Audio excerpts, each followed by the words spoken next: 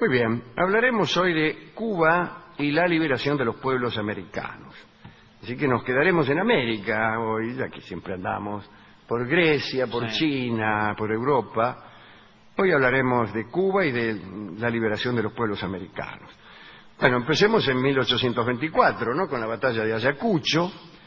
Después de esa batalla ya no quedaba nada del dominio español sobre el continente americano. Los últimos virreyes, gobernadores y generales, si es que no habían dejado sus vidas en América, pues habían tenido que regresar a España para decirle al rey que América ya no era de ellos, que era la antorcha viva de la libertad, ciertamente.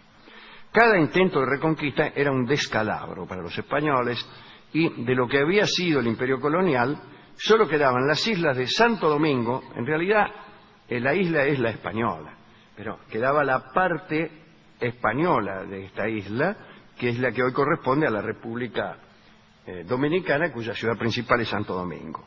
Quedaba también Cuba y San Juan de Puerto Rico. Allí se refugiaban los españoles y también las tropas que habían sido derrotadas en otras regiones de América, tropas que venían de la Florida, de México, de América Central, de América del Sur. Y el foco más importante de paso para esas tropas era La Habana. Por allí pasaban todos antes de volver a España.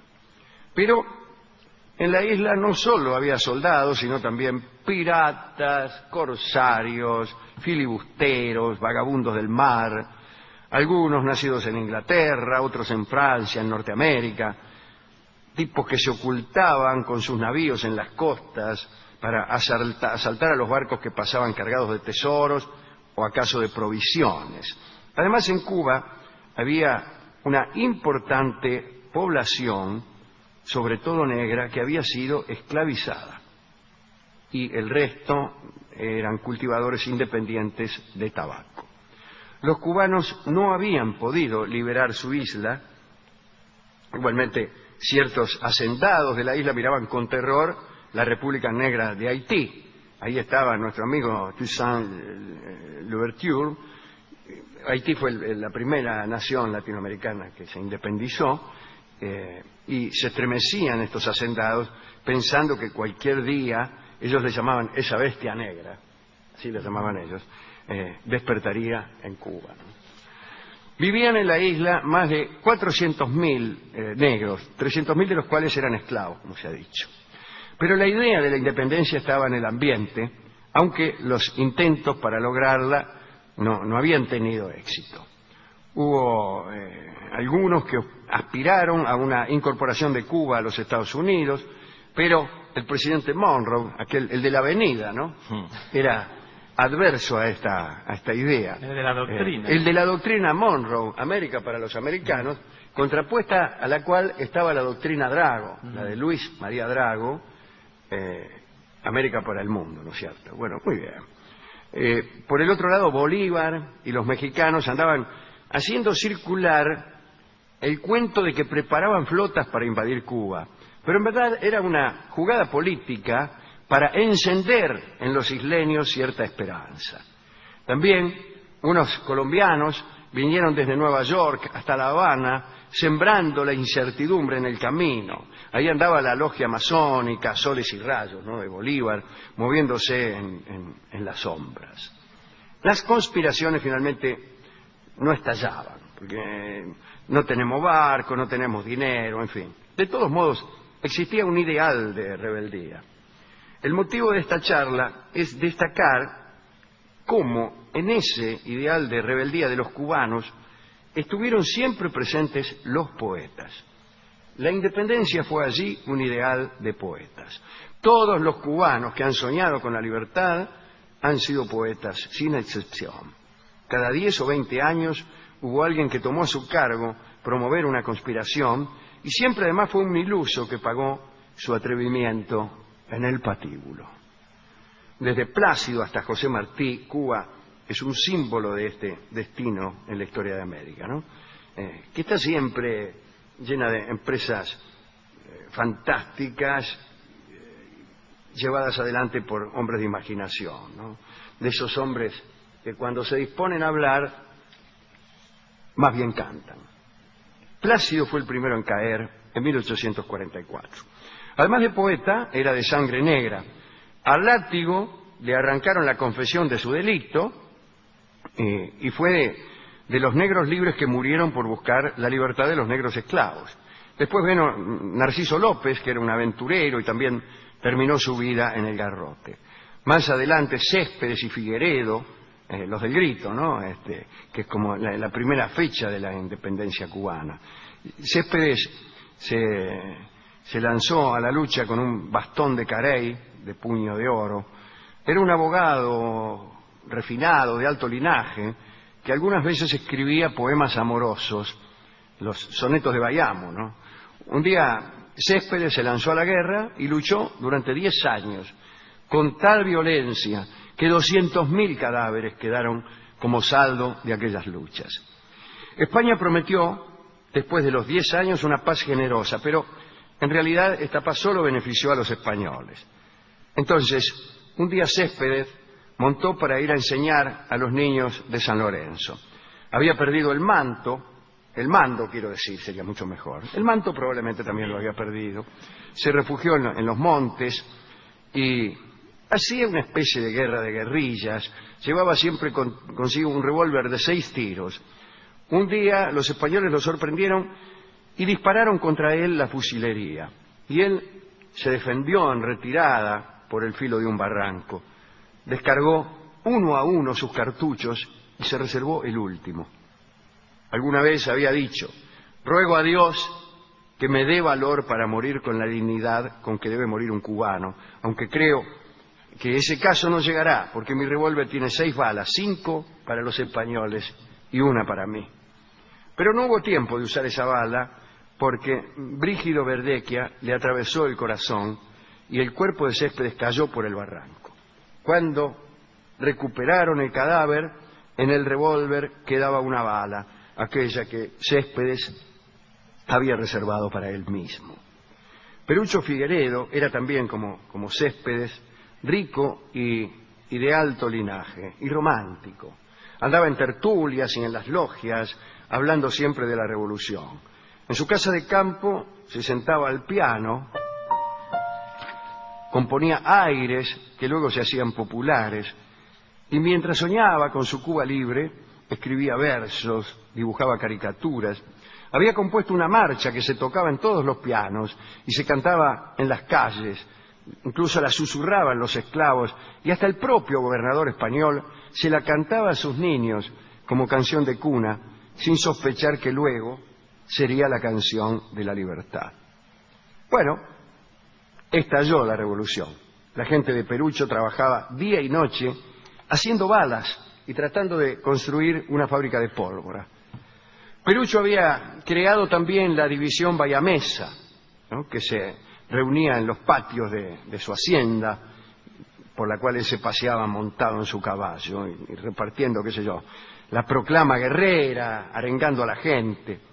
En el cuartel, hombres y mujeres trataban de fabricar una bandera con los mismos colores de la de Narciso López.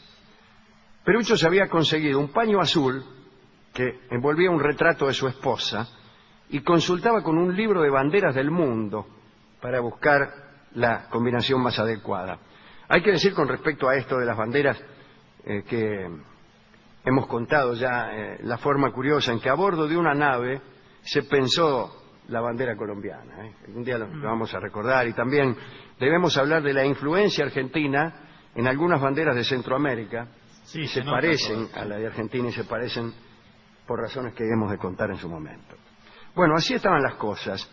Los esclavos se declararon libres y juraron morir por esa bandera que había concebido Perucho.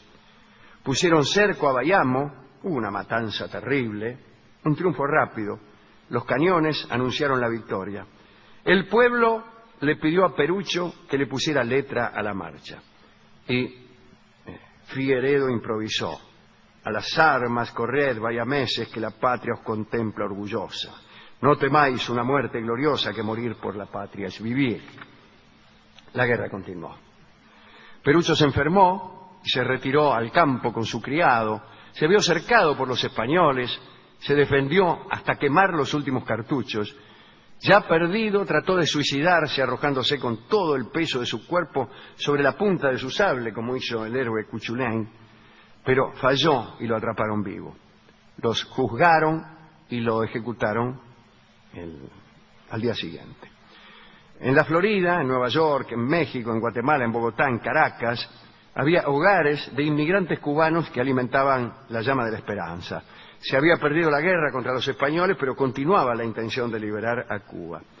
En La Habana, en el teatro, un cómico dijo en una oportunidad, siguiendo el libreto del Perro Huevero, mire qué obra, ¿no? El Perro Huevero es extraordinario. Dijo: viva la tierra que produce la caña. Y desde el paraíso alguien gritó: viva Cuba. Los de la cazuela respondieron: viva España. Y empezaron entonces a volar las sillas, rompieron las butacas. Adivinen quién tuvo que garpar, ¿no? Bueno, hubo vidrios rotos, tiros, brigadas españolas que recorrieron las calles, encarcelaron a los estudiantes, a los borrachos, bueno, qué sé yo. Uno de los soldados recibió un papelito escrito por 3 estudiantes que le preguntaban: ¿sabes cómo se castigaba en la antigüedad la apostasía? Los 3 estudiantes fueron apresados. Al que redactó el papel se lo castigó. Debía trabajar 6 años en las canteras. Y ese era José Martí, apenas un niño. En la cárcel morían de cansancio y de hambre al lado de Martí duros criminales. Martí también era poeta. Y en la cárcel escribió en una pared: la patria así me lleva, por la patria morir es gozar más. Un día un hombre piadoso e influyente sacó a Martí del presidio y lo mandó desterrado a España. Y allí quedó Martí en España. Discutía en el café, a la salida del teatro, o donde hubiera 2 españoles dispuestos a discutir, es decir, en cualquier parte, ¿no? Era un joven pálido y enfermo, pero con un gran ímpetu. Parecía el último romántico. En La Habana, los estudiantes seguían siendo blanco de las iras españolas. 8 de medicina fueron fusilados, 35 condenados a presidio, entre ellos muchos amigos de Martí. Y José protestaba en Madrid, daba discursos en las logias, escribía artículos en los periódicos. Él fue corresponsal de La Nación de Buenos Aires. De todos lados salía aplaudido y respetado. Lo llamaban el apóstol. Viajó de España a México, pasó por Guatemala, fue a Nueva York, y el grito de Cuba Libre se convirtió en continental, y el nombre de Martí en una bandera. Llegaba la hora de actuar. En Nueva York preparó 3 barcos repletos de municiones. Los cubanos lo esperaban, pero vino un alcaucil que lo delató y le confiscaron las naves. La policía lo buscaba, escapó a caballo por los Estados Unidos. En el camino hacía contacto con conspiradores, juntaba guita para la causa. Sabían en Cuba que el apóstol llegaría pronto y se precipitó la guerra. Y llegó Martí a Cuba, después de años de exilio, en los que no pudo ver a su hijo, José, del que habla en su libro, ¿no? Ismaelillo. Ismael, porque como el Ismael de la Biblia fue un hijo desterrado, ¿no? Por eso Ismaelillo. Llegó en un barco frutero a Cuba y él quería estar al frente con los soldados. No hizo más que llegar al frente de batalla y lanzarse al galope frente a una brigada. Él quería ser el primero en poner el pecho frente al fusil enemigo. Y murió inmediatamente. Murió inmediatamente. Los españoles llevaron su cadáver en un cajón de tablas como trofeo a Santiago de Cuba, trofeo de una batalla que perderían en el balance último de la guerra. No imaginaban que en ese morir por la patria Martí encontraría su consagración. Valeriano Wagner, el general a quien España confió sus ejércitos, convirtió a Cuba en un campo de concentración, la gente moría, en fin. El cónsul americano dio a conocer al mundo que había 400.000 personas encerradas, ¿no? Intervino Estados Unidos. Finalmente España perdió Cuba, Puerto Rico y las Filipinas. De todos modos, Cuba no había ganado todavía la libertad, sino que tenía que luchar ahora contra otro. Escribió alguna vez Martí un poema chiquitito que viene bien para un día como hoy. Me gusta este verso, este pequeño verso de Martí. Con la primavera vuelve el verso alado que hará mi corazón que amar no quiere si le asalta el amor por el costado. Hará lo que hace el cielo cuando el fuego lo abraza. Brillará como bóveda encendida hasta que el fuego pase. Todo pasa. Hermoso poema de don José Martí. Hasta que el fuego pase, todo pasa, es muy astuto. Porque parece que pase es la rima y que es equivocada. Y luego esa literación. Hasta que el fuego pase, todo pasa. Está bien. Dedicamos esta recordación a José Martí y a todos los poemas, a todos los poemas y a todos los poetas americanos que tuvieron un corazón valiente, a todos los poetas que no se contentaron con rimar y a todos los libertarios que no se contentaron con luchar, también podríamos decir, ¿no? A todos los que saben que el valor y el verso no están enemistados, sino que a lo mejor son la misma cosa. Bueno. Hemos ido a la discoteca, por suerte no estaba el discotecario, de manera que escucharemos algo que también ha escrito José Martí. Así que escucharemos la célebre guajira guantanamera en la versión de Celia Cruz.